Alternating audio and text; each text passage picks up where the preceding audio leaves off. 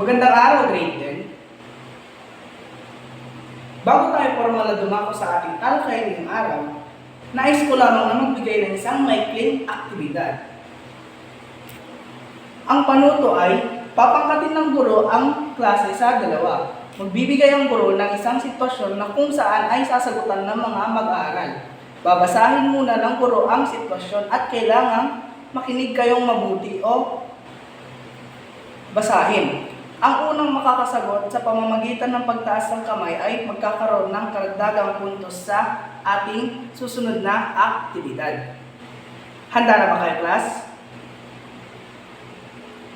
Ito ang unang pangkat at ito naman ang pangalawang pangkat. Ang unang katanungan ay, si Jose ay isang mag-aaral sa elementarya. Ang kanyang baon ay 50 pesos. Gustong makabili ni Jose ng bagong sapatos at ang ginagastos lang niya sa isang araw ay 20 pesos. Ilan ang kabuuang kita ni Jose sa isang araw? Okay, class. Mamimili ako ng isang representante sa bawat grupo. Dito naman si Jerilyn at dito si Cheryl. Maaari na kayo pumunta sa harap upang ibigay ang inyong kasagutan at isulat sa blackboard. Handa na ba kayo? Magbibilang lamang ako ng 3 segundo. 1, 2, 3. Magaling! Ang nanalo ay ang pangalawang grupo. Dumako naman tayo sa ating pangalawang katanungan. Maaari mo bang basahin ito, Aidan?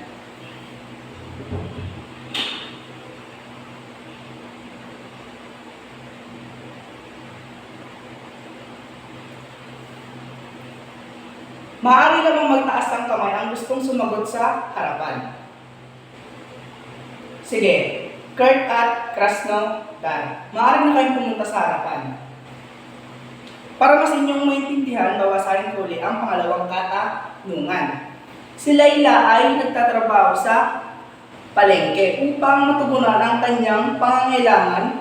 Ang kanyang kabuuang kita ay 350 at ang kanyang mga gastusin naman sa pang-araw-araw ay 100. Ilan ang kabuuang kita ni Layla sa isang araw? Bibilang lamang ako ng 3 segundo upang inyong isulat ang kasagutan sa blackboard. 1, 2, 3. Magaling! Ang nakasagot ay si Aidan. At ang nanalo, grupo ay ang unang grupo. Palakpakan! Magaling! Mukhang unti-unti nyo nang naintindihan ang ating paksang talakayin ngayong araw. Ngayon naman, class, base sa ating aktibidad na ating sinagutan sa ating blackboard. Ano sa tingin ninyo ang ating paksang talakayin ngayong araw? Aidan? Tama! May connection nga ito sa paggastos. Ang ating tatalakayin ngayong araw, class, ay ang ugnayan ng kita, pag-impok at pagkonsumo. Ano nga ba ang ugnayan ng kita, pag-impok at pagkonsumo, class? Maaari mo bang basahin ito, Sherwin?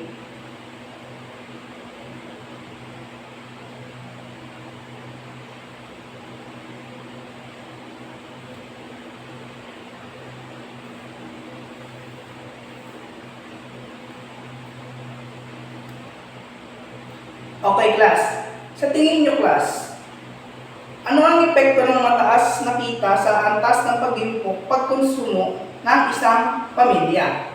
Sinong maaaring sumagot? Maaari lang magtaas ng inyong mga kamay. Sige, Rotan.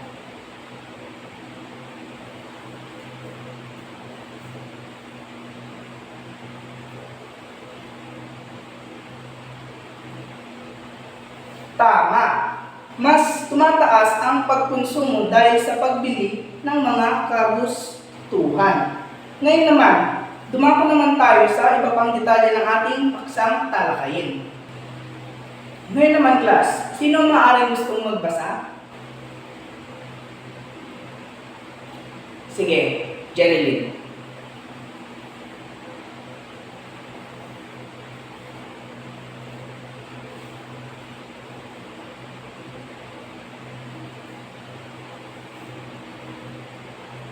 Class, ang kita ay ang perang natatanggap ng isang tao mula sa trabaho, negosyo o iba pang pinagkukunan nito.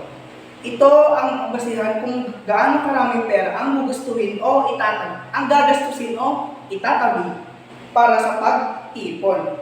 Pakibasa naman ang pangalawang class. Sino ang gustong maaari magbasa? O sige, Rosalie.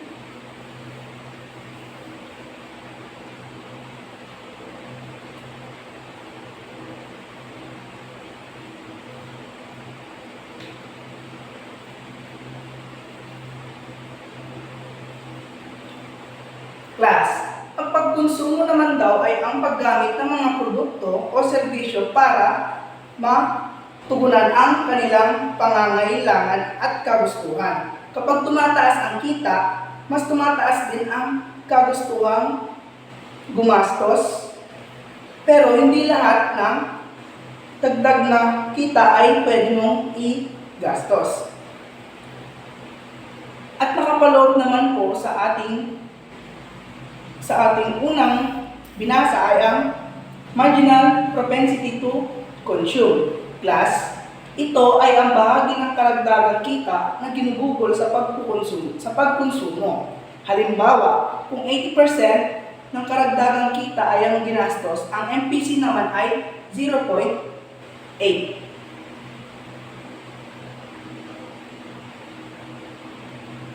Pakibasa naman ang pangatlo, class. Maaari mo bang basahin? Earn.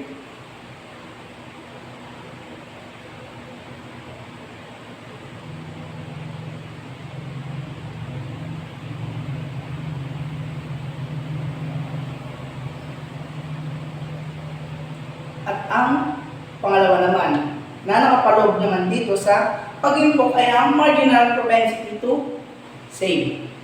Ano nga ba ang marginal propensity to save? Maaari mo ba itong basahin? Alea?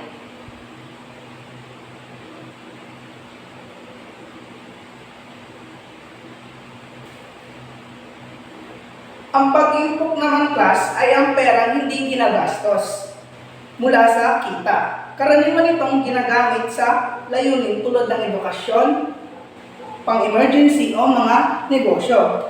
Ang marginal propensity to save naman, class, ay ang porsyento ng dagdag na kita na iniimpok. Halimbawa, kung ang iniimpok mo ay 20% ng iyong kabuuang kita o dagdag na kita, maaaring ang MPS ay 0.2%.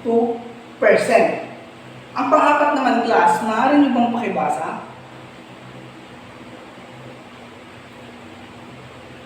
Maaari mo ba itong basahin?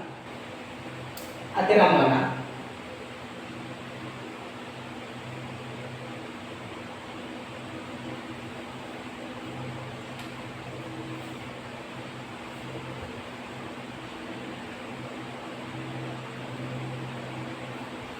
Ang ugnayan ng kita, class, ay ang pagkonsumo, pag-impok, at ay simple lang, class. Kapag mababa ang kita ay napupunta ito sa pangangailangan. Samantalang sa kabilang dako naman, ay kung mataas ang kita ay napupunta ito sa kagustuhan at pangangailangan at may natitira pang pangkagustuhan. Naiintindihan niyo ba, class?